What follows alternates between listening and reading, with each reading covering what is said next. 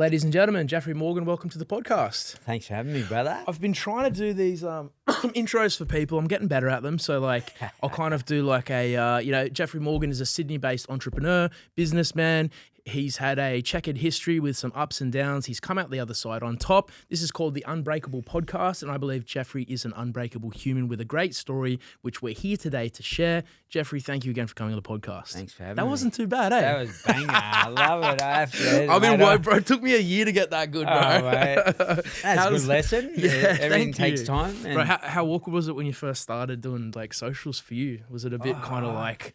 you're lost. I suppose I was lost, and Yeah. you go out and you think you got to, six-pack it up and Yeah. everything's shiny. But Yeah. over time, I realised authenticity and the Right. power of that authenticity and what we can get out of that by just being ourselves. And I've really realised recently how powerful that is just by telling stories of who you were and who you are. And I gave a lot of solutions to problems, and no one would sort of get in the comment. And now I'm sort of talking about daily happenings within the world, but how we create leadership around that, or mental health and well-being strategies, tips, tools, ideas, whatever you want to. I feel like that's what people crave, because I feel like we've been exposed to fake bullshit for too long. Oh, absolutely. And now it's like someone like you comes along and just talks about like how to deal with a bad mental health day, or like how to tackle a real life challenge, and they're like, fuck a pair of tits or a Lambo. Like, this actually adds value to my life, you know? And it's the way I found when I did that just on one level. Yeah. Where I created the solution, people would just go, "Oh, that's great," and I'd have my inbox full of, "Hey, your tips have really helped my life. It's changed my life." Whatever it was, right?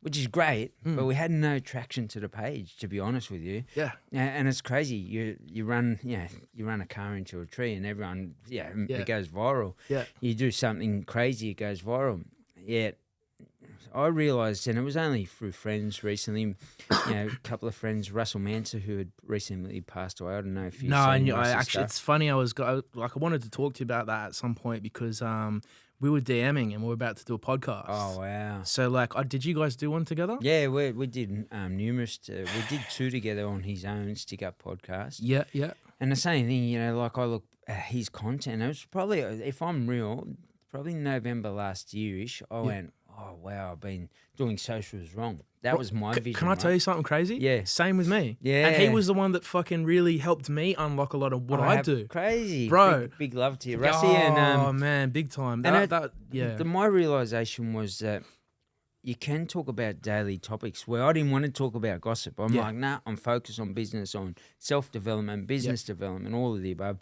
And I was throwing that out to the world, but people weren't picking it up. When you put it out there in a way where you talk about domestic violence, youth crime, whatever it may be, the Bondi incident, then you've got the engagement, the traction. People are going to come and comment on it, and then create a leadership solution or a mental health solution in amongst that. Now you've got some power. And it was that realisation last year that's really driven the socials to a different level. Do you, can I ask, to the extent you're comfortable to talk about it, how was your relationship with Russ, and what's your views on because for me it really highlighted you could wake up tomorrow and fucking shit's changed, you know? Absolutely. Obviously you had a more personal relationship. How did that kind of affect you? I think every lesson's a blessing, what you just said. 100%. You just spoke about you could be here today, gone tomorrow. Make the most out of an intentional life. We talk about intentional living. People go, oh, intentional living, mindfulness, gratitude. I'm all for that, but make sure you're living it. So I just got off a plane for 5 hours. Straight to the studio. Productivity around the business and idea I got to elevate people's lives as an example, straight to the studio. And then you look at my diary and planner for the next year, and it's just very intentional. Yep. And I think,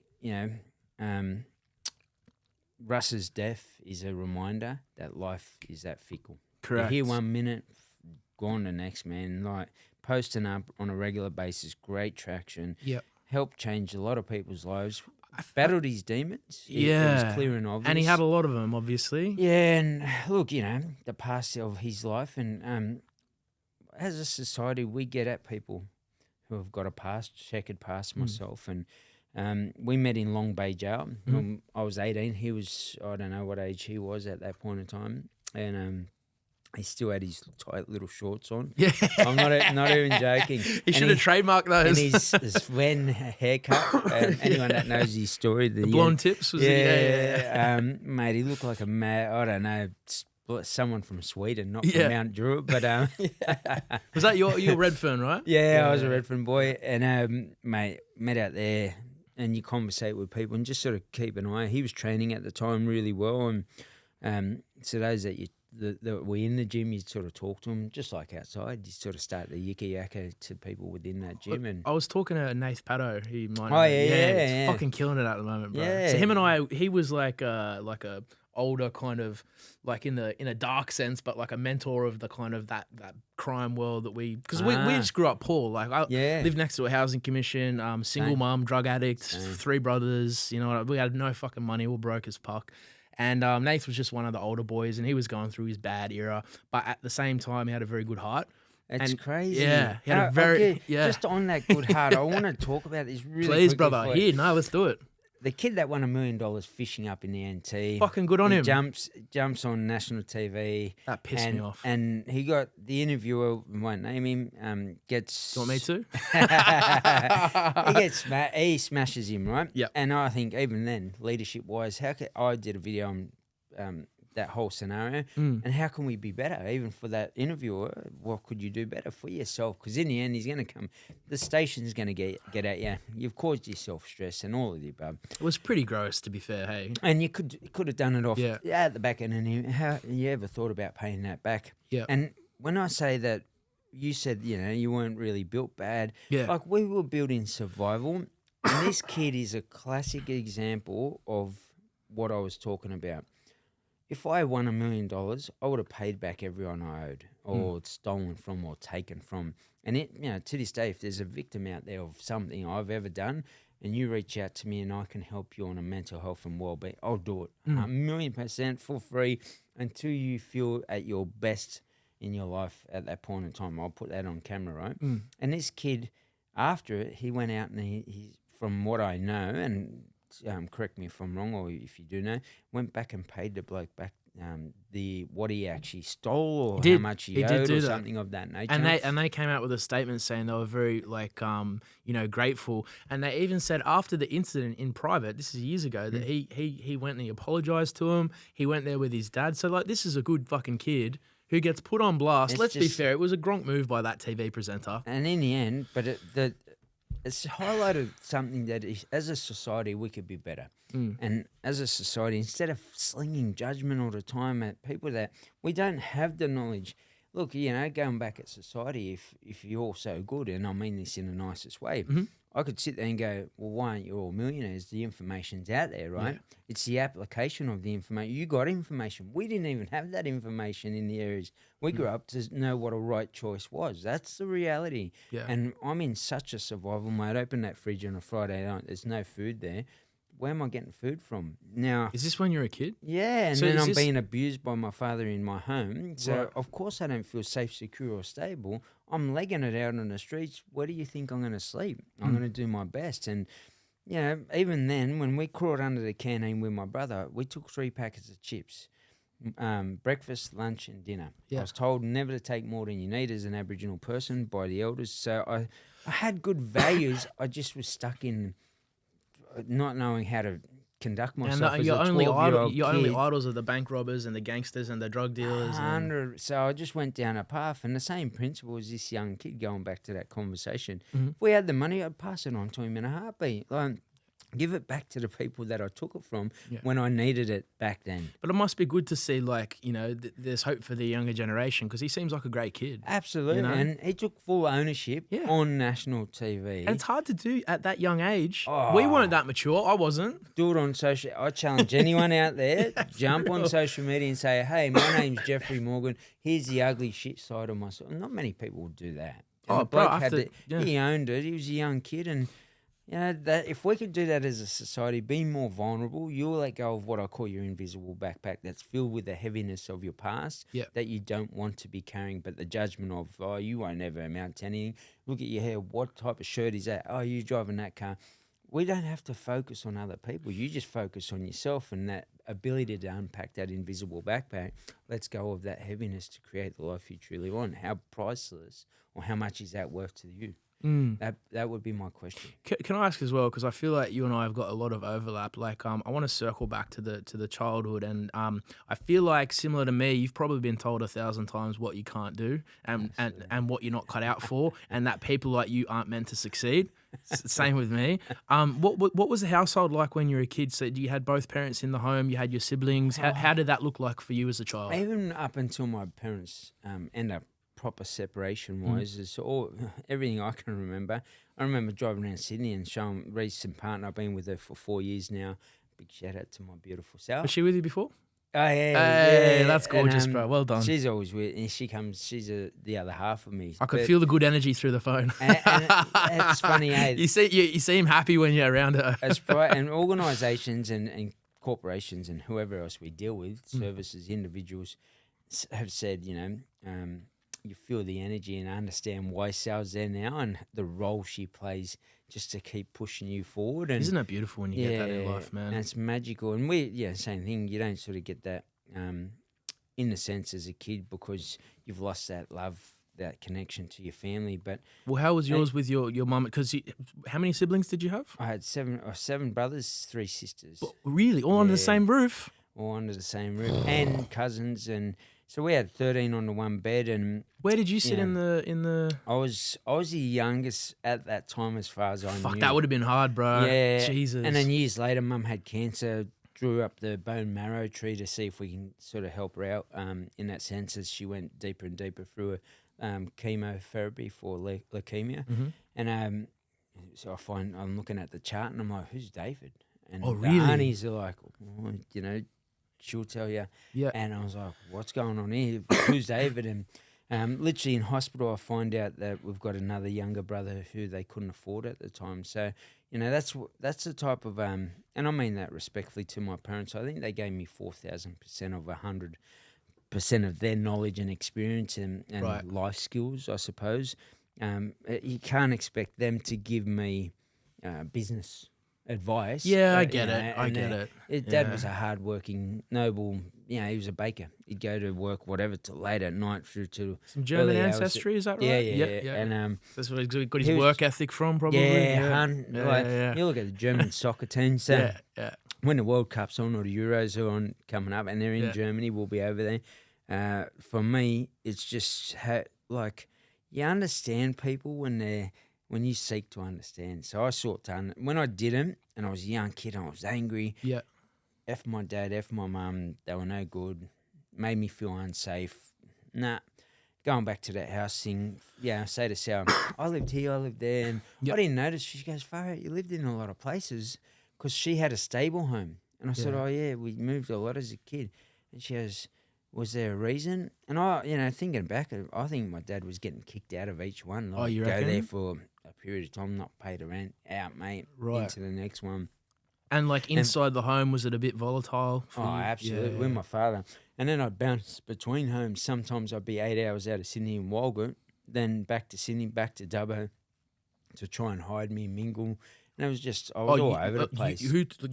Which parent took you there? Mother was up Walgett and Dubbo Way, sort of Western region, versus, which is, for those that don't know, now out of Sydney, or Australia for that matter, 8 hours out of Sydney. So imagine you're doing some form of schooling, next minute here, now you're over here, now you're here.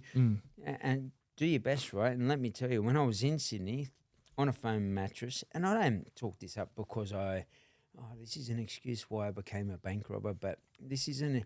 It's an explanation. Explanation of understanding, seeking. You got to give context behind your own life, And I look at it: 13 kids on a foam mattress at night, first in, best dressed. So, mate, I'm not joking when I say that a smidgen of my head would be on that foam mattress. Yeah, and you'd sort of do the dog nudge, to try and get your head on there. Can I tell you something? I've never told anyone this, but it's fucking.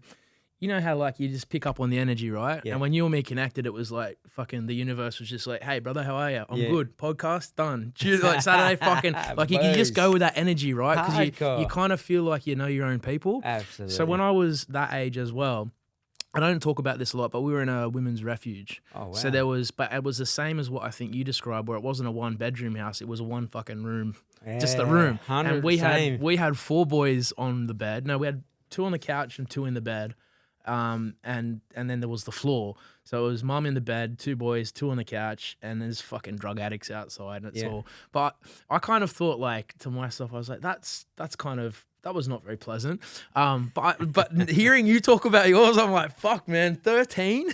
13 on the mattress? You get used to it. And because Dad was a baker, it was good when he'd take me because we lived in that, it's not a 1-bedroom. It was just a what do we call it? A fucking room? The bathroom was out the back. Yeah. And because he was a baker, I was young.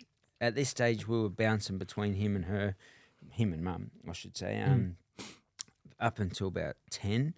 And, an 8-year-old kid at night going around the back in the dark. Freddy Krueger came out at the time. I don't know. I remember I saw him on the DVD. Scared the shit out of me. Yeah, man. And they were pretty, man, go back and watch it if those. No, it gave me nightmares, bro. I know exactly what you're talking about, and, to show your kids that movie, right? They'll be horrified. Fuck that.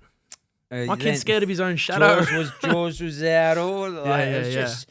And I think it was the first bit of fear pushing on TV. When I look back at it now, it was huge because people didn't want to swim anymore. Yep. They thought Jaws was in the water and those sorts of things. Now we've got a lot more education around social media and understanding sharks. And you were 8 years old at this time. Probably, 6 to 10, I'd say. And imagine being in this room by yourself, no food in the fridge, in the dark. You got to get up in the dark and walk out the back. And I sat there at nights where I'd sit and I'd be looking at the end of my bed and I'm sure I saw a movement. Yeah. And I was like, oh, there's someone there. And then I'd be waiting. And I'd freak myself out until I got so tired that I'd fall asleep. Now, if it weren't there, I was in a house with 13 kids on a bed where partying went all night, drinking. With your parents and stuff. Yeah, and music So full the exact blast. same fucking thing. Yeah, it was always the same music too, hey? Okay. They played all country music back then. Yeah. From the Aboriginal side. And to me, going to school, I laughed. They're like, oh, what's wrong with you today, Joe? One day you're absolutely awesome. And there's the days I probably had a good sleep. Yeah. And one day I don't know what happens to you. And I'm like, I didn't sleep last night. But I don't know if it was embarrassment. I don't know if couldn't talk about it. I just didn't, I didn't express that to the teacher. Did school feel like an escape for you? Like it was a reason to get out of the house? Yeah, me, I had the same thing. And so if they put me in the corner because I was tired and they were saying, mate, you want to not participate in class, sit in the corner. And I was like, hectic. Same. Sleep time, And then I'd get up and I'd crush it. And she'd go, maybe I should put you in the corner all the time. I was like, oh, yes, mate, do that for me. Yeah. I did really well. And I look at reflectively at my son's. He was great. He was Dux of his school. His name's up on the board at school. And he was able to do that with the right support system. And that's the next generation from what we gave him. Because I went, nah, he's not going to get what we got or I got. I'm going to change that, and I'm going to be the person who draws the line in the sand. And and then he went on and got a scholarship at Sydney Uni and was able to do great things in life. That's awesome. What's he doing now? More in the corporate world. Oh, wow. Yeah, nice, bro. That's awesome. Well done. And, you must be proud, man. I'm super proud. How good is it to create something that we never had for him? Just create a life that. Did I say economy? Economist is the same fucking thing.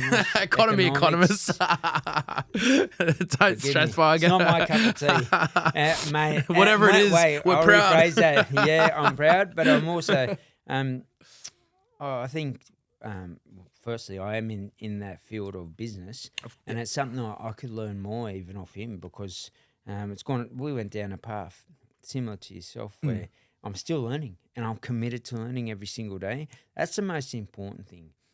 You got to be committed every single day to bettering yourself, and I call it 0.01 better every single day. A lot of people say 1% better every day, and as long as it's an increment. it accumulates. But people 100%. don't. And even with socials, like I mean, like ours is all right. But it's like some people think you can just make one video and then get like well known. It's like, bro, I had to spend a year with fucking 2 followers, and I was just talking into the wind. Fucking, I'm like, how long am I gonna do this for before I can? Hopefully, one of them wasn't saying you suck. Yeah. They're like, Even I'm like, then, at least it's in the comment section. yeah, and it was so fucking weird. But I have to go to people. Do you want to come on my podcast? How many followers have you got? 5.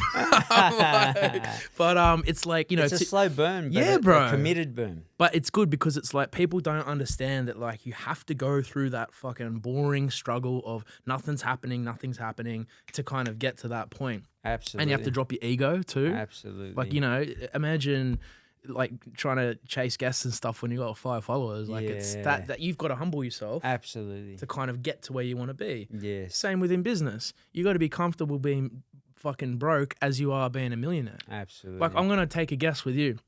I'll bet you if I took everything you had tomorrow, all your money gone, you wouldn't give a fuck. Wouldn't care. Because it's fucking make it all back again. And I'm happy with what I got already. A lot of people talk about gratitude and mindfulness, was, as I said before at the start of this, very important and should be a component of your life. Life's like a car. Each of those components, mindfulness, happiness, respect, inner peace, business, etc., economics. Yeah, you got it that time. And all of the above, right? And you put it all together and you build the greatest balanced version. Because if one of the tires are flat, steering wheel pulls to one side, now the other tires wear out, you got stress within your life. So people always say, oh, I love partying. I'm saying, that's cool. Party hard if that's what you choose to do and that's your life. Go and get behind a DJ's box with whatever DJ you follow and travel the world with them and jump on big boats and love it. But if it impacts your business and now your business is shutting down, that's a problem. I always say to people your that mental health, that's Correct. a problem. If it's broken your relationship, that's a problem. And that's where people get it twisted. They go, oh yeah, but I'm loving life. And I'm like, are you really? Because now your girlfriend's just left you and 5 minutes ago we were crying, together as brothers. So I want, you want to party, cool, but you need to find that balance for yourself. And I can't do it for you. Yeah. I can help you around what we do, but build better humans. But in general, you've got to structure it in your own balance. I can give you an idea, suggestion, but I'm not here to say, hey, you need to be doing X, Y, and Z, Liam. You do what you want to do, and it's, then I'll hold you accountable and responsible to this bad boy. Yeah. Enough. I think some people, like, sometimes the advice will like go over their head a little bit. Absolutely. And like I say, like no one can ever fix you except you. People can show you the direction to go, but at the end of the day, it's always going to fall on your shoulders. And you've got to find a way. I always say to people, find a way that actually not to find a way, more so find your people.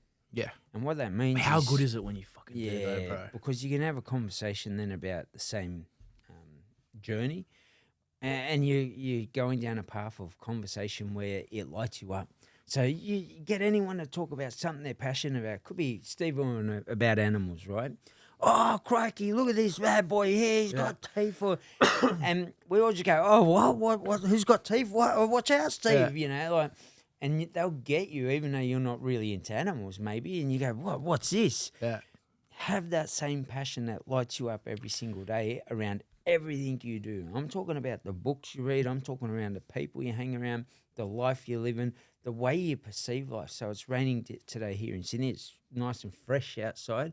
I'm blessed to feel that freshness and be alive and change the language, change the outcome. I find that you're probably the same. Like I kind of get along with anyone who's passionate about fucking anything.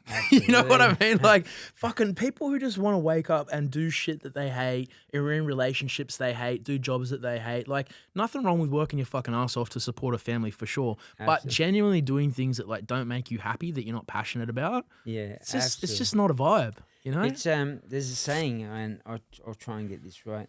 There are days where that seem like decades, and decades that are lived within days. And what that means is more so, and I respect to you, Prince. Prince actually passed that on to me. Right. But what it means is sometimes we can go through life just unconscious. Wake up, I'm going to go pay my bills. Oh, look at Liam. I wish I had that. Wish I was driving that, doing that. See the being tip that of the way. iceberg, though. Firstly, you're comparing your life to someone else. Yeah. You haven't defined your life or designed your life. This is a time to realign your life. So you've now had a realization, shit. But what we won't do, we'll just go, oh, all right, sweet, I'll go back to Netflix or whatever it is that you're watching or doing in life that's not truly serving you. So we're talking about that before partying. Same principle. You say that life's good, but you've got comfortable with being uncomfortable, which means the chaos is in amongst yourself and you're looking going, oh, I wish I could travel more. A lot of people love to I travel feel more. like you're also not comfortable unless you're a little bit uncomfortable. Is that true? Absolutely. Yeah, So yeah. I'm always on the edge. I you feel, know, see, I and feel like we're cut from the same cloth here, bro. I can't. It's a good podcast. I can't put the balaclava on anymore. Probably for the best, man. They've the caught best, up with the for the technology best, now. for the best. As ballies are useless these days. And I think one thing I'm grateful for from that life as a bank robber was it taught me what's out there. And if you take the opportunity and jump into the opportunity literally and move forward towards fear and anxiety, there's magic on the other side of that. 100%, bro. Every good thing I've ever done or every massive fucking thing made me nervous, made me anxious, fucking scared the shit out of me. Absolutely. Sometimes I say to people, if like what you're trying to do doesn't scare you, then your vision's not big enough. Absolutely. You know, Yeah, so it should true. scare the fuck out of you. You And- should be aiming 10 times higher for what you think's like achievable. 1,000,000%. You know what I mean? What are Something I've got to learn is that economic side of things on a serious To note. what extent? Like, what? And when I say that, more like we do a lot of work over in the Pilbara as an example. So for me, understanding mining or industries within Australia and how we can, we do a lot around leadership and mental health and wellbeing, but could I invest in some sort of side or, and when I say invest, obviously they've got their own industry, but what could I plug into that industry to actually then generate something as well for myself? And why is that important to me then? I'll go what I call a layered approach, so 10 steps down that pathway. It could create the life that I want. Firstly, allow me to travel more, never see winter unless I choose to do so. One of my little mini goals, which is this close at the moment. And ultimately be able to give back to the community. And whether that's, young kids, whether it's mental health, whether it's domestic violence and helping men make better choices. We've got a group, Primal Warrior. Yeah. That Primal Warrior group, it's about men becoming warriors. Yeah. And that means, you're born a man, but are you a warrior? So if you went out and we open up that Colosseum and the line comes out, do you say, and I mean this respectfully, do you go and hide or do you go and run for your life or do you stand and fight as hard as you can? Because in the end, the lion's going to eat you anyway, possibly. I might as well fight and pick up everything I got, even if it means I pick the sand up and throw it in the lion's eyes as it comes towards me, and then do whatever I can to jump on that and, in my eyes, fight like a warrior. And that group is a chance for men to be vulnerable. And that vulnerability is strength. For me, I had to get vulnerable and share the ugly version of myself and just put it out and say, I'm just going to give it everything I possibly got. And that allows me to be everything I want to be. Very well said. Can I ask, because I want to tie a few things together because, first of all, I fucking love what you do in the space, especially around mental health, at-risk youth, helping people turn their lives around. Obviously, there's probably no one better to do it given where you've come from to where you are now. That. Very welcome, brother. But I think also it probably hits home for you as it does for me because it's stuff that you've actually gone through. And Absolutely. how do you draw the correlation? Like, can you talk me through what were your main experiences as a child to the extent you're comfortable around drug addiction, violence, domestic violence, everything that you saw? Like, how were your experiences there? What were some of the worst things you saw? And how do you use that to kind of fuel what you're doing with people now? Oh, man. To the extent you're comfortable, No, of course. For me, I'm comfortable with everything. I think it's just like you see people die. You see people die inside, outside, domestic violence wise, crime wise, drug and alcohol use is totally normal. Young kid when I was young, 13, so I'd run away by this time. Living in Redfern, top of Redfern with my grandmother, 88 Everly Street, and I still remember there's probably 5 overdoses of heroin. It had just come into the country, and 5 of those 13-year-old kids I hung around. They were part of our group. Had overdosed and died, and it's like 5 kids. Yeah, and From it your wasn't block? in the one day. It was over a period of time, but it was 5 kids at the age of 13. Yeah, 13, man.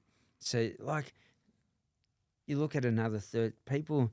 It's easy to judge someone, but come and walk in the house with me. Come with me. I'll take you to a house, and then tell me what the kid that's sitting there with the parents that are arguing, smoking pot or taking drugs in front of the kid, or maybe a single parent, mother who's swearing at the kid, smoking drugs, taking drugs, no morals, no beliefs, maybe got a man coming in, then another man, and I mean this respectfully as well, doing her best in her eyes to survive, and the kid's seen it, who's a female as well, or, or the father that's abusive to the kid, whatever it is. It's just, we've got it twisted, and then we're like, oh, this kid's just the scum of the earth. Lock him up, throw away their key. We just don't seek to understand. We really don't. No, you've got a very nuanced view of this, which I like as well. Yeah, and it's.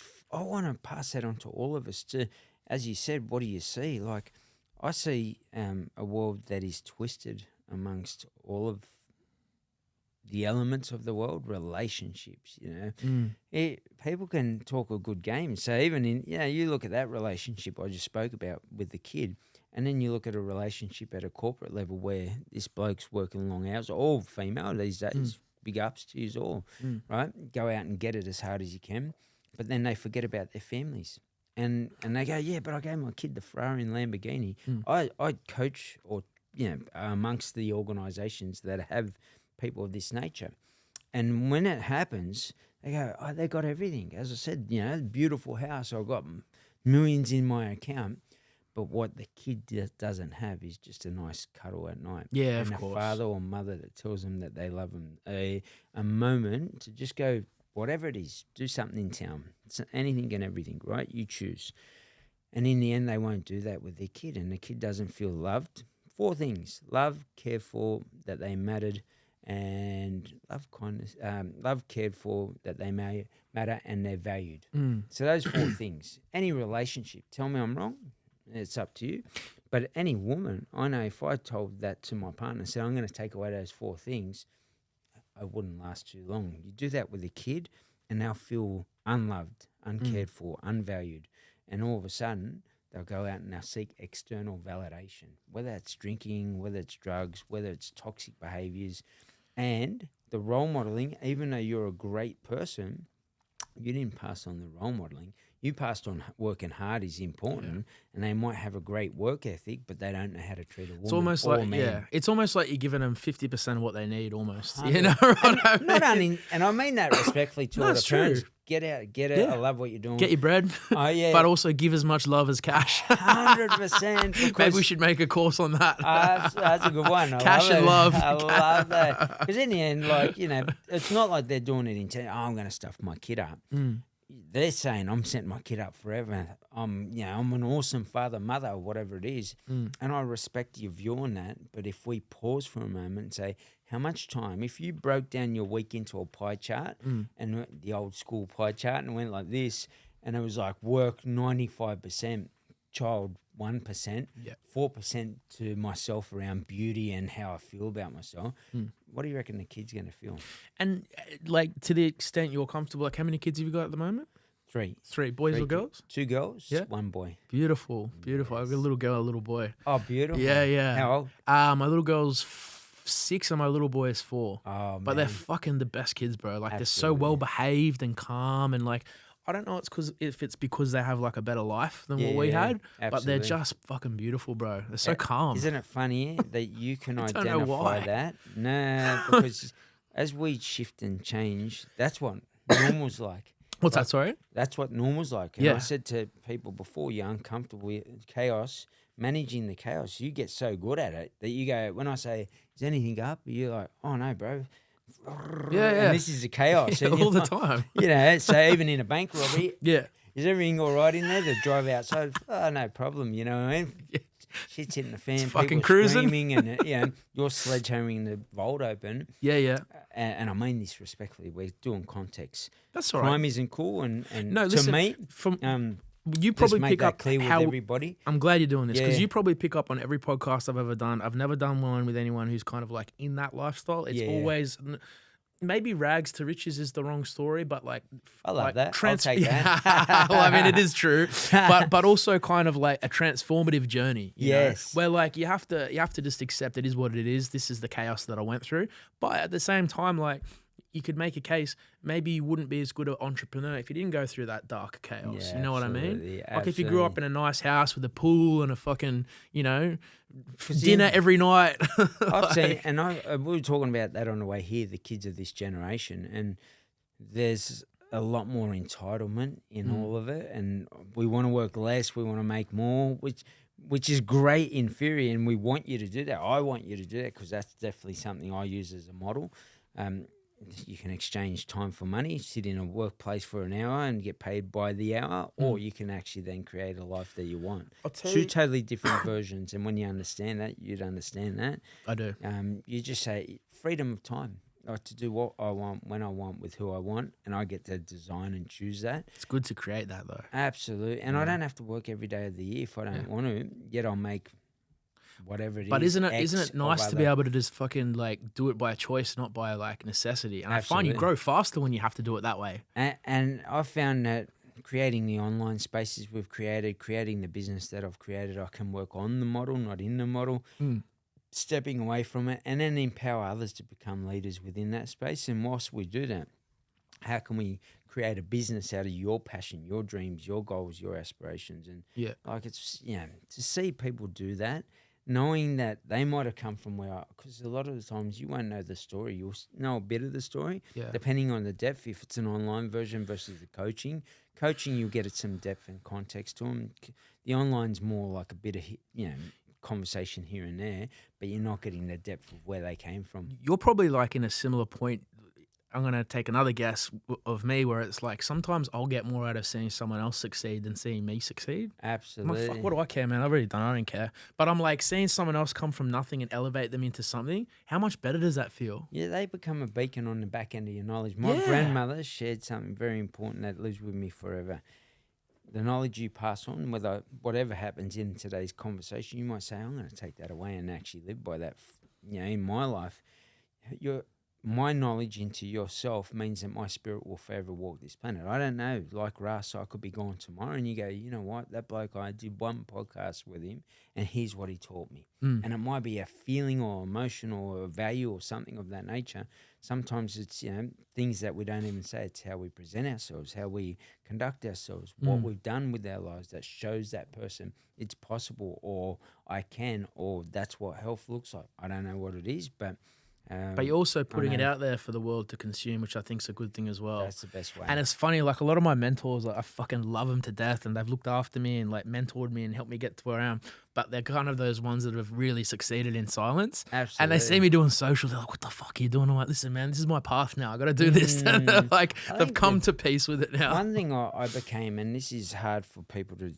You spoke about, I love seeing people win. I do want to see people win. I think winners like to see people win. Yeah, 100%. And losers like to see people lose. Don't you reckon? Yeah, but don't you reckon that, like, have you ever been, can I ask you a question? Have you ever been hated by anyone doing better than you? Ever? No way. You know what I mean? And even then, to those that are doing better than, if I'm in a position, I won't say, oh, you should do this. It's more, would you like to do this? And if so, I'll help you. If not, I'm cool. I just make sure I call it teeing off into life, time, energy, and effort. When you put that tee down, is this going to be worth my time, energy, and effort? And if not, I'm going to step away that quickly. Yep. And I'll pass that knowledge on. You show me that you pick it up and run with it, I'll give you another one. Yeah, same with me. That's what I do to people as well. And I just, I can't. And it's not because I'm ignorant, arrogant, or I'm just very defined on the intentions of the life I want. Yeah, but you also seem to value your time. And you want to do stuff that's going to unlock a return or make you feel good. 100%. Not something's going to make you feel like shit. I have to say, I've learned probably over the last couple of years that selfishness is the greatest way to pass on more knowledge and more outcomes to other people. Sounds wrong because you're like, no, I'm going to give it to everybody. Yep. Doesn't mean I don't give it to everybody, but how can I give this much when I've only got this much? So by being selfish, I get this much, Yep. and I just flick it out. I don't think people realize you get to a point where like you do have to be very optimal with your time. Absolutely. And the more people that want to consume what you're putting out, like the more strategic you have to be with who you give that time to and how you put it out, which is probably what you're doing now as a CEO, right? Like you just can't. And people, oh, can I have 5 minutes of your time? I wish, brother. Like, to me, I'm so intentional around it. And if you can, even if you drop in my inbox, which we get a lot, right? Come with like your offer, your solution, add value, make it, and then go beyond. I'd say do a layered approach, right? If someone says, "Here's 10 steps to take your business from X to Z," the amount of times you might even get this.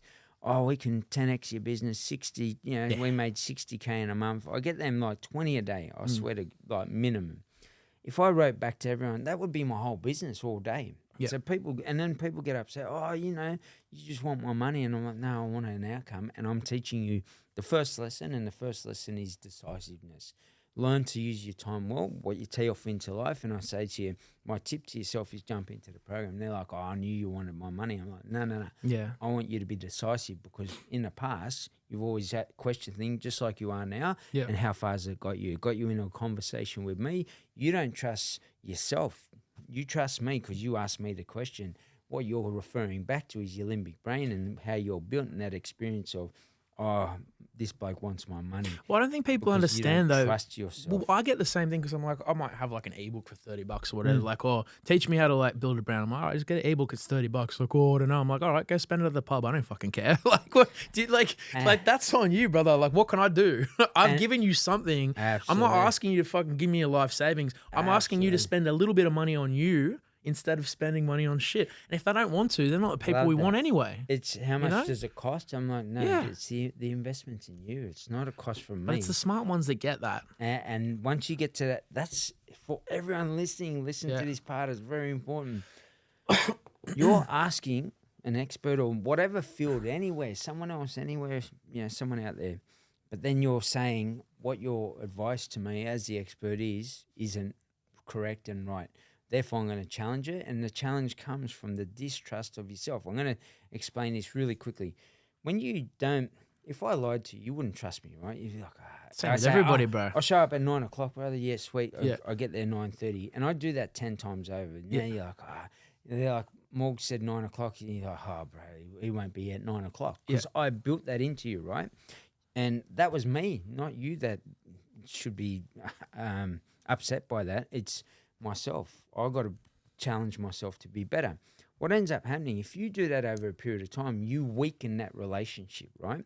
So the same thing in principle around your mind, your actions, how you cause reactions within your life, because 10 times you told yourself, I'm going to start gym, I'm not going to hit snooze, I'm going to eat well, whatever it is, discipline, make your bed, anything you want, choose your own adventure. In the end, you don't do that, what ends up happening? You end up not believing in yourself, because now when you go, I'm going to go to the gym, just like you would not trust me at that 9:30 meeting, your brain will say, bullshit. You give yourself like an off ramp that you shouldn't really give yourself. And you've got to have your non-negotiables put in place. So when you hit that person with that ebook and say, here's how you'll change your life, my advice to everybody out, grab his ebook, but don't just grab it and go, hey, Julie, I bought an ebook on self-development, business development, right? Actually go and crush it, like you said, and not tell anybody. Crush it, take every step that's in that ebook, bang, and say, hey, mate, what happened? The only message I'm shooting is to him saying, hey, Liam, thanks for that book, brother. It elevated my business. My sales went from, $5,000 a month to $50,000 a month. What's the next step I could invest in? But isn't it cool to see those sorts of people coming through the DMs? That's the energy you have to fucking bring.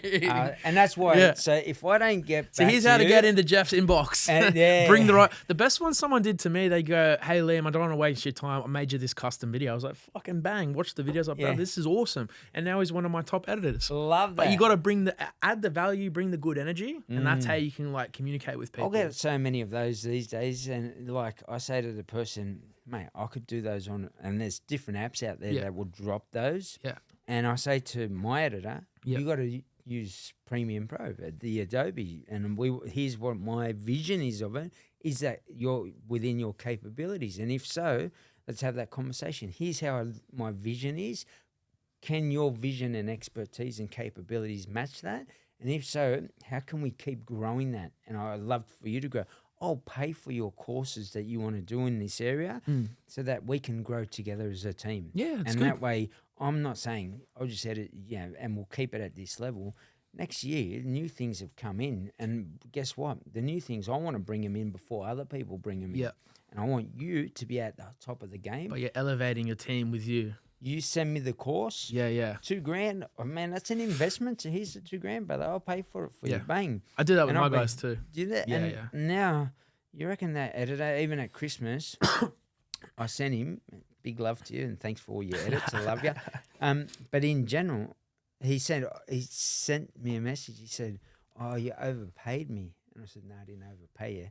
Enjoy your Christmas." Yeah, good And man. he's like, "Are you joking?" And I was like, "Nah, enjoy your Christmas, brother." Yeah. To me, the bloke brought value for the whole year and, made a connection, and he took it to a new level. He challenged himself. I want to be around that type of person. It's a good feeling though, hey. And the same thing, you be proximity to anything. 4 bank robbers, I'll be the 5th one. 4 businessmen that are millionaires, you'll be the 5th one. 100%. You get to choose that little adventure, and in the end, I can't tell you how priceless it is. Most people just won't understand that conversation. Yeah, I think as well, I think you and me are statistically shouldn't even be sitting here, right? Maybe even more so you, bro, because I thought I had it bad in a homeless shelter with 4 boys. You had 13, statistically, I think we've broken the mold and created some change for the generation, which is good. One thing I really want to learn more about is because I know the work you do with at-risk kids, and I think you, because of your childhood, seem to understand them better than other people. Absolutely.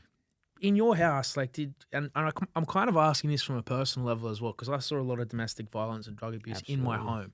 Did you see a lot of that in your home? Absolutely. What were some of the? You become it. But what were some of the worst things that you had to go through? Man, to the point where I got belted so much, it was back then the police came to our school and more than once to ask me how I got the bruises and cuts and all of the stuff that was on me, face, back, body, you name it. And was that from your old man? Yeah, and protecting the old man. Look, I think my dad had a German/Austrian streak to him, where he disciplined from the world wars, and this is how we're doing it, and this is how it's happening. And I'm grateful for that, weirdly enough, because it did help me say, well, if I'm going to go all in, go all in. I remember one night sitting on the sideline of soccer, playing more with the Premier League clubs here in Australia as a junior. And I remember he saying, "You look cold." And I was shaking. I said, "It's freezing."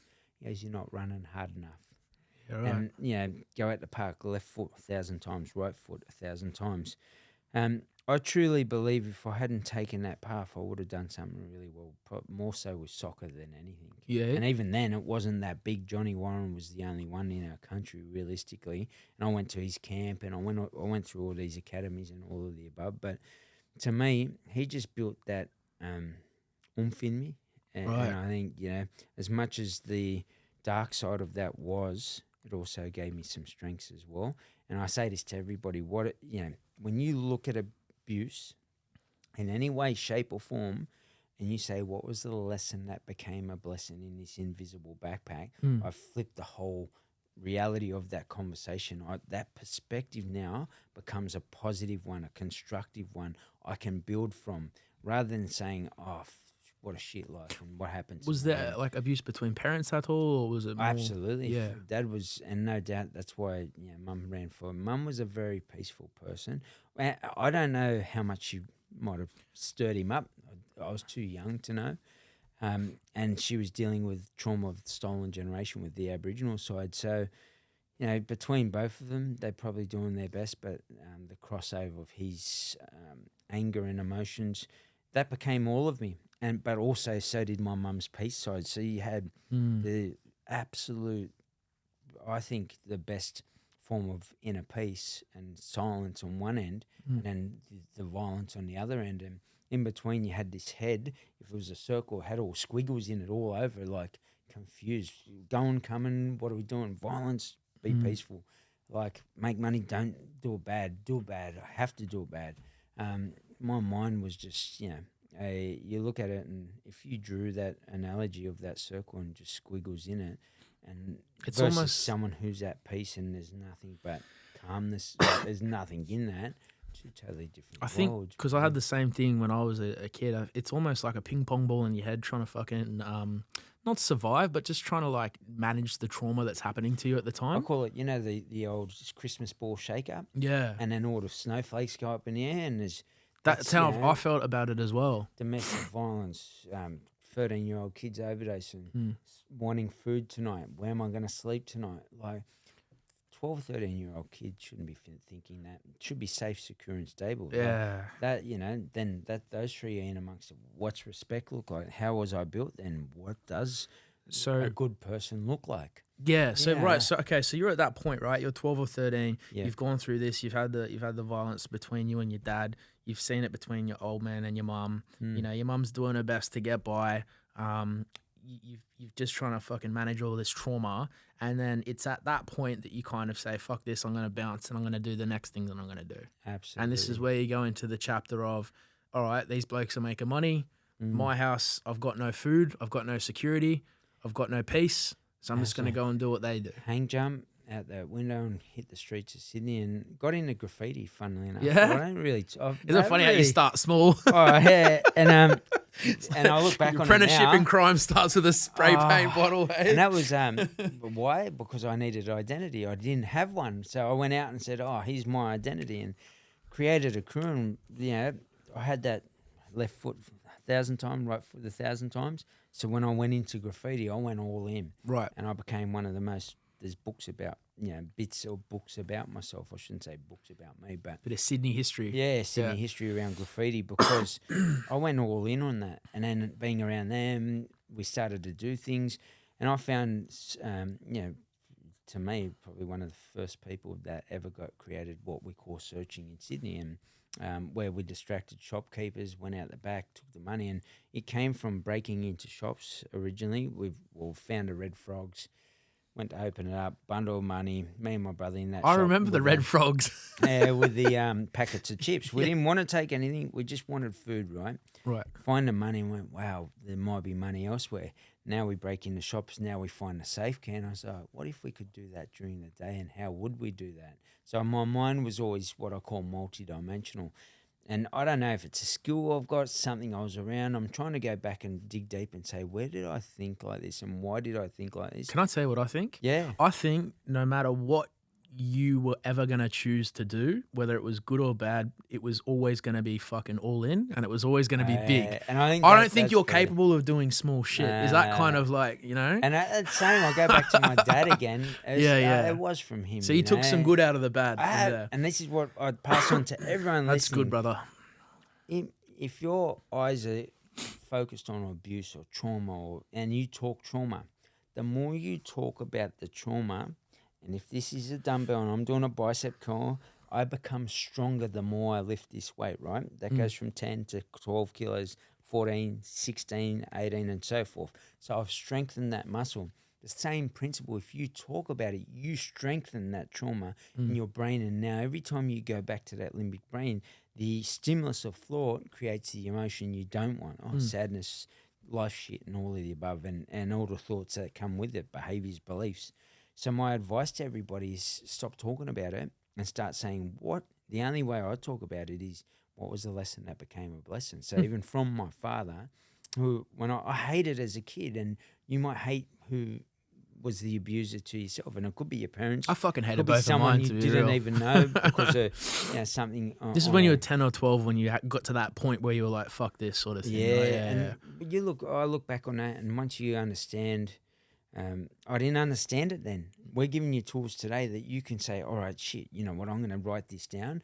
And you have to write it out. You can't think it, because how many times have you thought about, is there something you've thought about doing but haven't done for a period of time? And it could have been way back when. And it might have been 3-5 years that you go, I'm going to buy this car, travel to this location.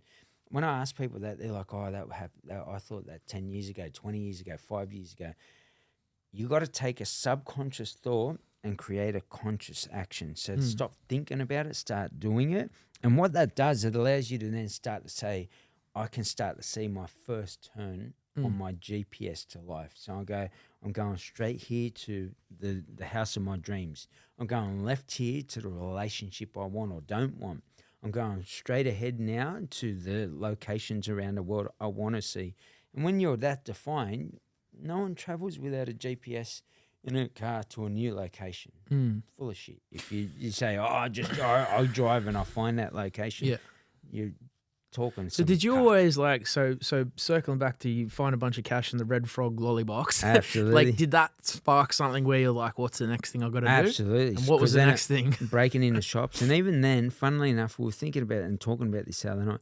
We wouldn't smash the window to get in the shop. We'd push the slide, what was called a slide door, bang, and the padlock would, or not the padlock, the lock would push it out enough and then slide the door along and get in without damaging the actual door. So I then taught myself, how can I always get into these places? They wouldn't even know that I got into these places, whether it was climb through the roof, turn off alarms, that sort of stuff.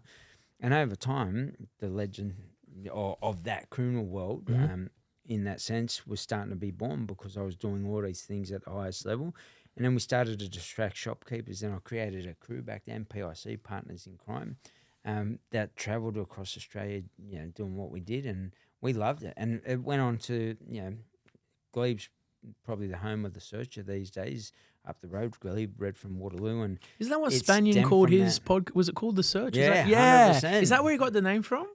We're all searchers, right? Everyone was searchers. So I didn't know it was like I don't know if he got it from there. Don't quote me. Yeah. I don't know what you done, Spanion. But, he grew up, and Willem I should shout out to them. Yep. But in general, Redfern was the place where, before Redfern, before Glebe, before Willem we were the pioneers of that little scenario. And I don't say that with pride. I just say that for context. No, you've got to give context of all the dark shit before you can talk about how you get money without hurting the person. Yeah, so but even then, I didn't want to hurt people. It's funny you'd say that, bro, because crazy. Even like and when I say that, it obviously hurt them emotionally to come back to their safe and realize X amount of dollars had been taken. But in our eyes, we weren't punching someone and taking the money. Yeah. We were just trying to make it as low ball violence as possible, I suppose. Well, even like my mate Nath Paddo is a really good guy, but like when he was in his dark days of the underworld, like he still had this weird moral code where he's like, I'm never going to hurt anyone that doesn't need to be hurt. And he's 100%. like, he goes, I'm never going to fucking beat up someone that's small or someone that's done nothing wrong. He's like, I'll rob a drug dealer or whatever. But he's like, how many people are they hurting? And he's like, in my mind, I'm not doing something so bad. And it's That's kind of crazy. like, but it's weird how there are some people that do have that moral code, I think, built into them. It's weird. Don't you reckon? It's like, I look back on it, and that's why I spoke about that young kid that won that. We if we get a choice and you say here's a better life without all that's dealt out to you, and you could feel safe in your home and go through life and create the life you want a different way, there wouldn't be a person that wouldn't choose that way. Yeah.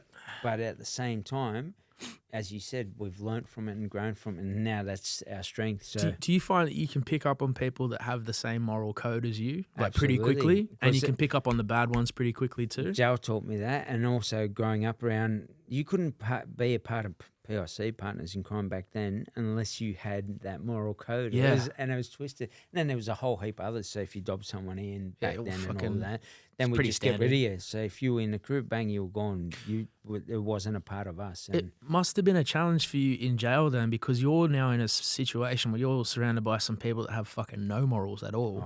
How did you survive with like protecting that part of you when you're in such a dark place? Same. I went back to that seeking to understand, even in them. Because a lot of people, using drugs, they've come from trauma themselves. The weirdest thing, if we do something bad to a female, right, as a male, at the highest level, in any way, shape or form, we scream from the top of the roofs, it's no good.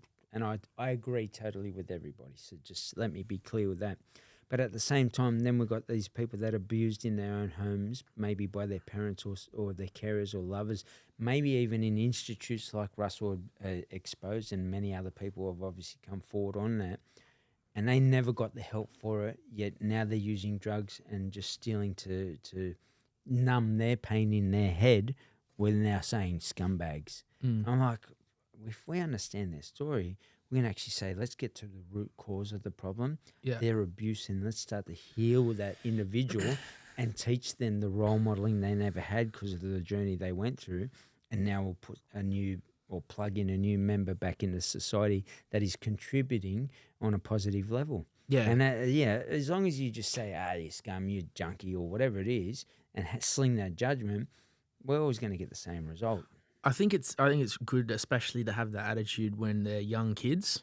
Absolutely. Like my best mate, I will never name him because he likes to live in the shadows, but he's very successful. He's part in Dig as well, and he's got that gift of like he can just within 20 seconds he'll know everything about someone. He can pick up the energy very quickly, and he does a lot of mentoring. And sorry for mentioning his brother, don't hate me, but it's a nice story.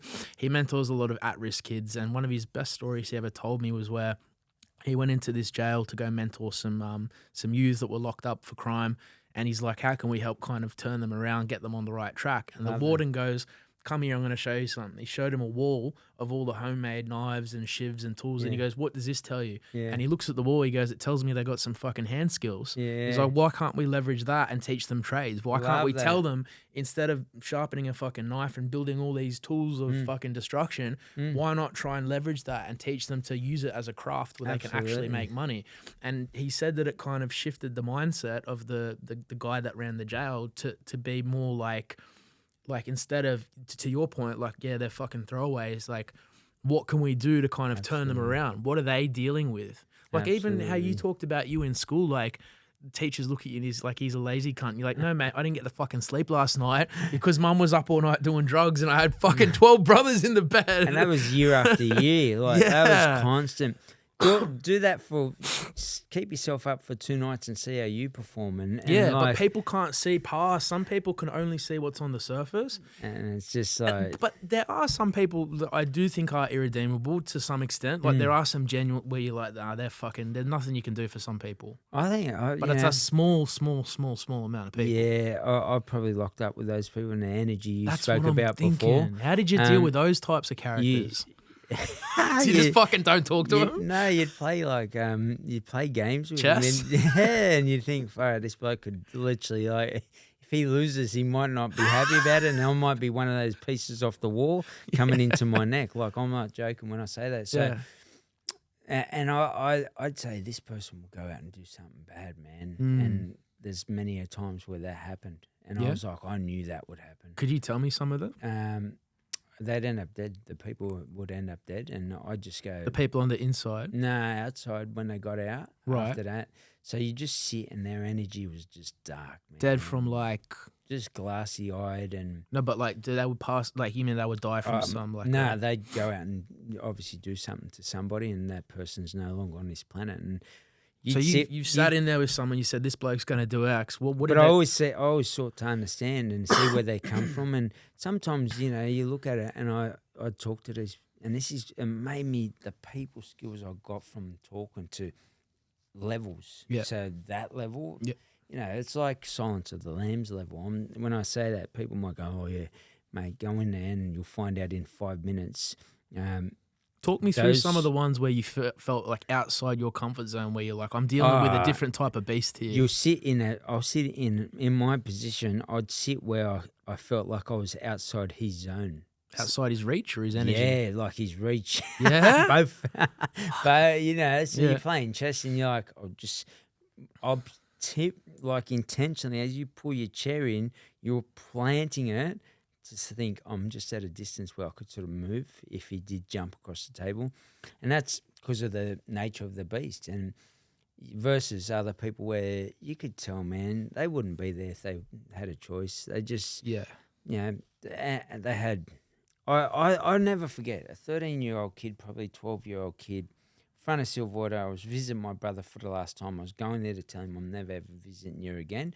What you choose to do in your life, I respect and I love you, and I always love you. You're my brother. but I don't want this life anymore, and I'm not coming out here anymore.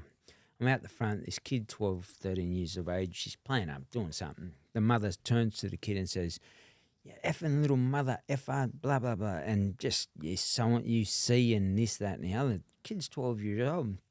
Kid turns back, "F you, I'll smash you," this, that, and the other. Talking to his mother, a woman, a lady, and the nurturer, this specific way. And I'm thinking 6 years from now, this kid's going to be behind these wars. And it's just because of the role modeling that they get. So it's easy to judge people, but even those that are in amongst that, I got some of those and I flipped them without them realising. And then there was people I knew that no matter what I said to them, they want a journey and they wanted to be notorious. They wanted their names in papers, in books, and each to their own.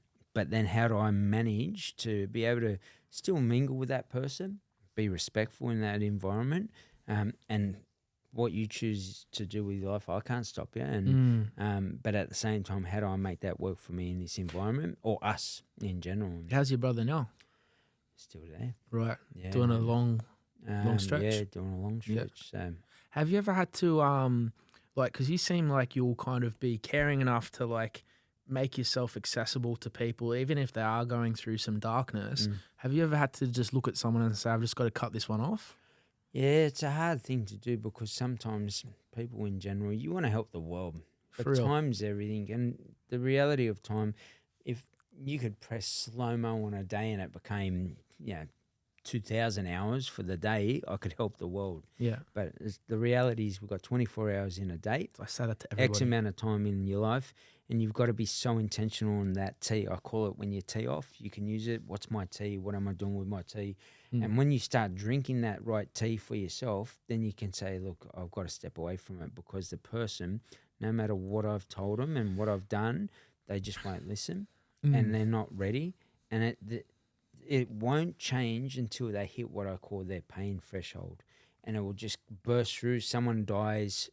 They end up in hospital with cancer or something. Oh, that's it. I'm going to get healthy now. And, the chains are off and they go all in. My advice to everybody is going all right now on all elements of your life, wealth, health, happiness, inner peace, all those elements. And then there's breakdowns of that.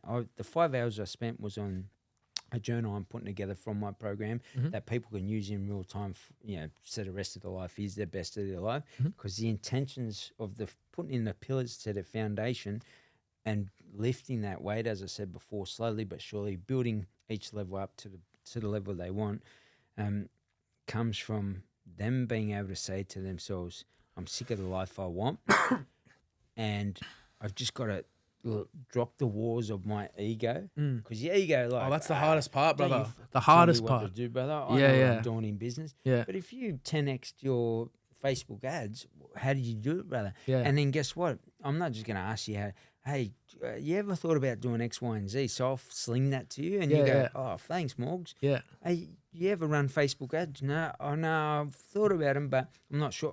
Brother, I bought a course here, have it. Yeah. Oh, guess what? I've got a marketing course to have that. And now you're both elevating one another, and you're both lifting one another out of that crab bucket. Well, it's like you said before, you're the product of the people you're around, right? You're around 5 100%. millionaires, you're going to be the 6. You're around 5 bank robbers, you're going to be the 6. And even productivity or, high performance habits, whatever you define those as, each to their own, it's a free world. You start to become that. Do you ever suffer from what I call the winner's curse, which is where, like, everyone else sees you doing well and they'll pat you on the back, but you find it very hard to pat yourself on the back?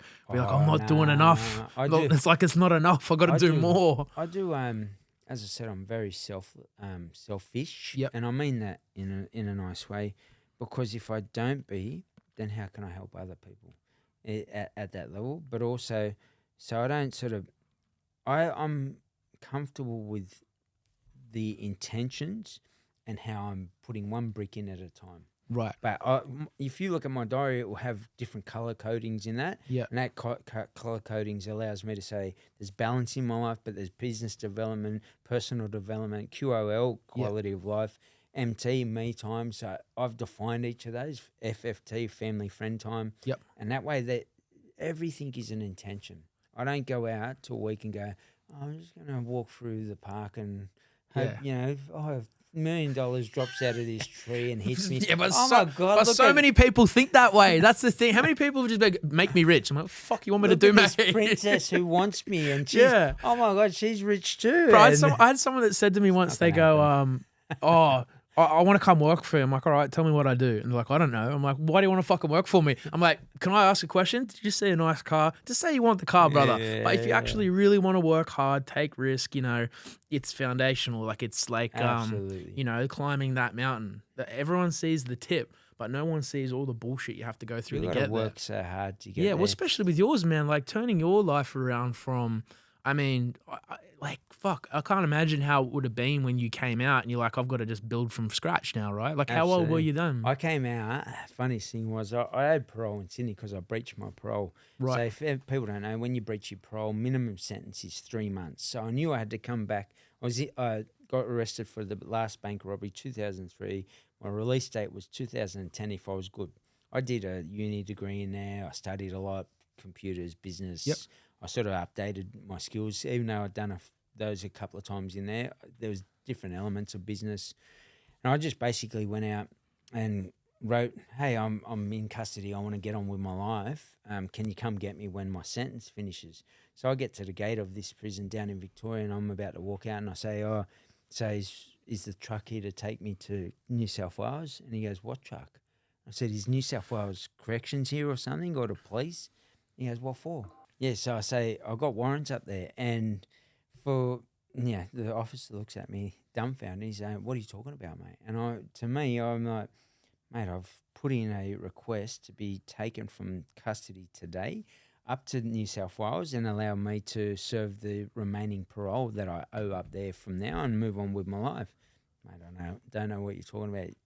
Get out the gate and kick me out. Yeah. And I walked out and I was hoping they were standing at the front. There was no one there. So I had to come back up and hand myself in. Oh, dead set. And, Fuck, bro, that would have been terrible. So you get out. So wait, you get out, you you're got this big free. smile, you see the fresh air, and you're like, oh, I can't wait to fucking drive to Sydney to go back in again. Yeah. Oh, bro, Yeah. what a fucking smack in the it face. was, and then I rang Parramatta Police because I was. I feel bad had a hearing this place story, bro. Had an apartment out there at the Yeah. time, and we'd invested it. And mate, I was sitting there, and I rang him, and I remember the sergeant saying, mate, enjoy some family time coming at the end of the week. And he said, don't stress, mate. There's no one's looking for you. He goes, if you drive a car and they pull you over, it will come up. Yeah. My suggestion, don't drive a car if you want to stay out for the week. I'll be in on Friday or something like that. Might have been a couple of days. Give me a ring when I'm back and we'll organise it. And so I rang him up. He said, yeah, come in. And mate, they treated me respectfully and went back into custody. Was it another 3 months after that? Went I back mean- in. And the difference between Victorian and New South Wales system was immense. Yeah. I went in there, and as soon as I got there, it was just like there is tension. There is, everyone's ready to just jump off. Was this Silverwater or? MWRC Silverwater. I get taken across. So I think I landed and I might have spent, I don't know, a week in the remand centre, and they moved me straight across because I only had the 3 months to serve. If I played up, Did you get your 1 week break before you went back in? Yeah, I had. Oh man, that was killer. That'd have been a eh? good fucking week, eh? Man, it was a real oxymoron of a week. Oh, you're bro, like, I how good, how know, bad, I know. How, But it's like at least, is it better to have a fucking week than to just go straight in? Like, you know? I always say you can never replicate being freed from jail and the feeling that you get from that. But it's the same again. Like I look back on that and that too. That's you get out and you're given I don't know what it was, $300-400 check, and that's like, see you later, brother. Best wishes, and and they talk about setting you up for life. And I think you don't have to do the courses when you're in there; they're not compulsory. And sometimes, if you say as a bank robber had to do anger management, violence prevention, and conflict resolution, otherwise you won't get parole on that first date. Right. Yeah, so. Didn't know they had a bank robber specific fucking curriculum. It's more like those that have done violent crimes, and I was Right. at what they call an E2. But did you consider yourself? classification. I don't think you'd consider yourself a particularly violent person at that point. You just happen to be like, how bad was it at this Right. worse? As I said, there was the violent person from my father's side, Right. and then there was the peaceful version. So I'd rather like Nath. I don't have to prove anything to anybody. Yeah. But I was always, if I went to that level, I would have went to the end. Was And that was my mentality. But was that your mentality in jails or during the robberies? Everywhere. Right. All out. Like Right. all in, remember? Yeah, You know? yeah, you're not wrong. And, I can feel that. And you would have felt that if you were in that zone of us doing something or us even in jail when things went off. Yep. Riots down at Redfern, I would have been the first person up the front and not a fear in the world. But I feel like that's kind of probably now in your business career has probably fueled you to a higher place. Do you know what I mean? The same thing. Yeah. Now I'm like, when the fear starts to generate, I'm like, oh, here's an opportunity. So I flipped that mentality, create a better reality through that conversation. Your words. How do you use those words? Do you want to know something hectic, man? Some of the top CEOs that I know, the top lawyers and the top bankers have gone through very, very rough childhoods. Oh, wow. And they've got that like ruthless mentality about them. 100%. And they just they're like, I'm going to win at all costs. 100. And I used to play football. Man, a lot of people, I think, when I get sent stuff, say, oh, Morgs, can you put this top on? Yeah, no worries, send it to me. Yeah. Right? I'll help your business. That's mad, just bro. for I love them, that. because they're doing their best. I want them to. I even love if that, it's a bro. new That's brand good. starting up. Because I want them to kick ass. I'll support everyone I can, right? But the reason behind that, I was trying to think why I was going to tell you. Talking about win at all costs and you came over to footy. Oh, yeah. So I'm good at bringing it back. I love that. I'm getting better at this job. Maybe the old age kicking in, brother.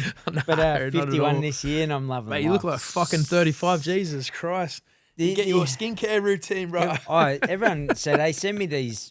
I get XLs and I get Ls. Yeah. If anyone wants to send me anything, I'm small. And I'm not even joking. People go, bullshit.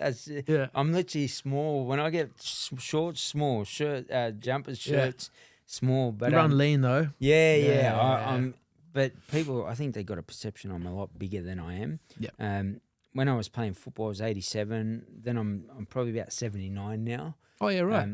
So the idea and the reason I keep going back to this story, when I played football, I was 87 kilos, and there was blokes at 120 kilos. We're running at the ball full pace. Played Premier League AFL here in Sydney at the end of sort of what I was doing at that level. And you've got blokes at 120 kilos, fit, fast, all in at every ball. And I'm running to that ball saying, I'm about to split this bloke in half in my head. Yeah. And I'm not looking at the size, nothing. I'm just going, you're going down.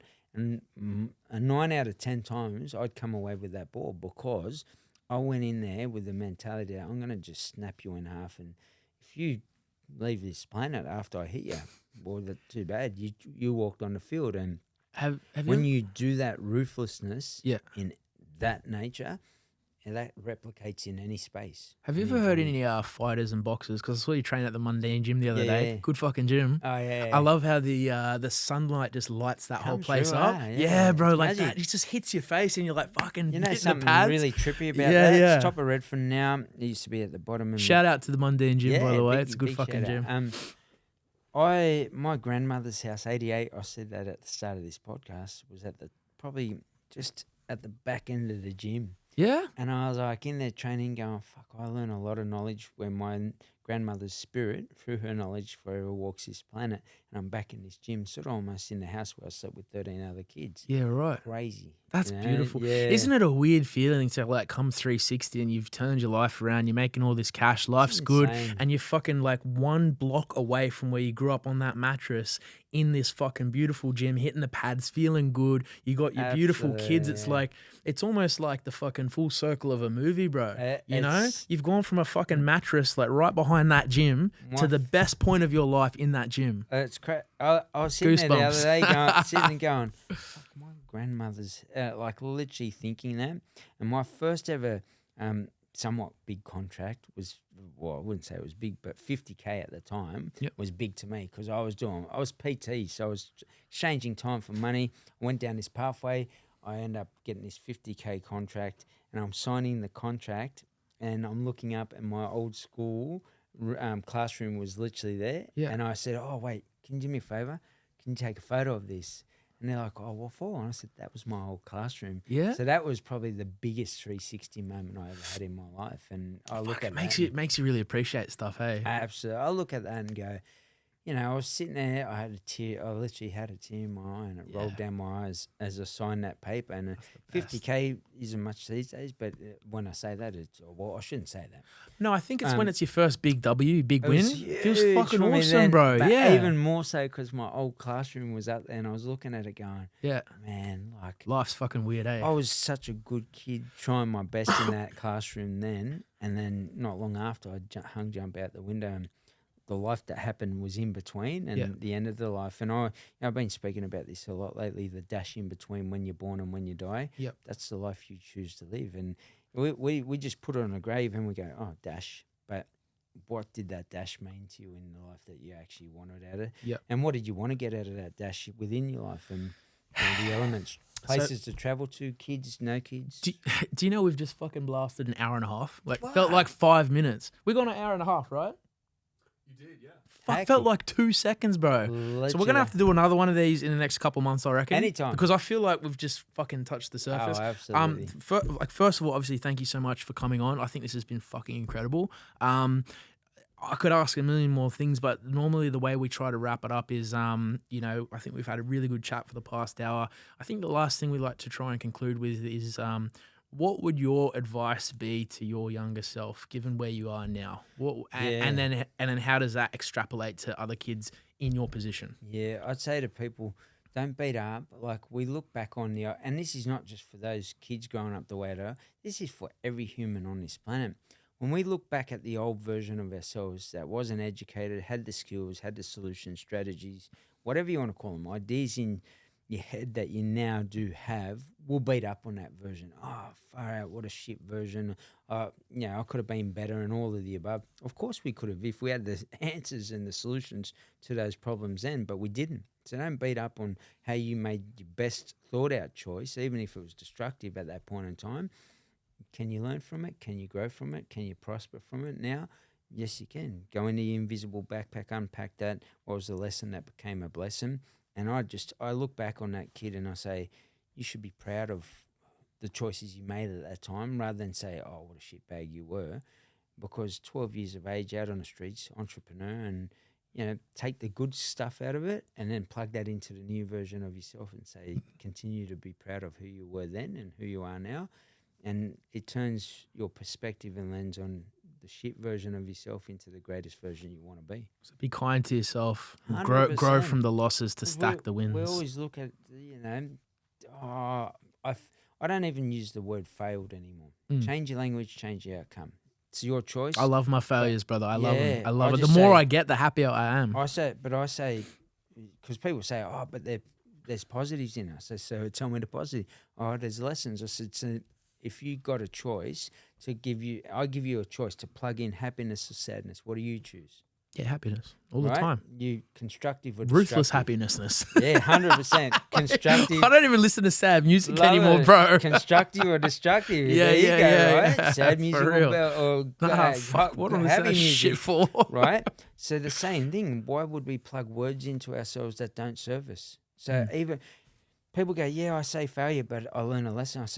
I say now, I learned lessons. My lessons have been.